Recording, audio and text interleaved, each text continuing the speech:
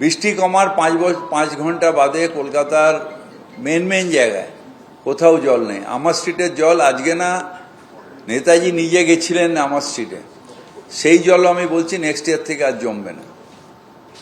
আমরা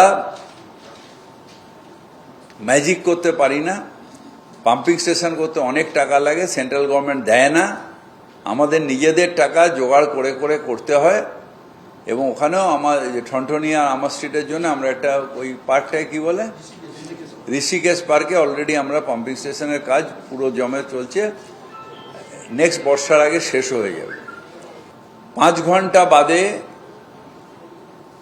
কলকাতায় কোনো জায়গায় জল থাকবে না, এক্সেপ্ট কিছু বেহালা অ্যাডেড এলাকা, কিছু জায়গা আছে যেখানে ড্রেনেজ সিস্টেমই নেই, 127 ওয়াট 26 ওয়াট, সেগুলো ছাড়া কোথাও জল থাকে না।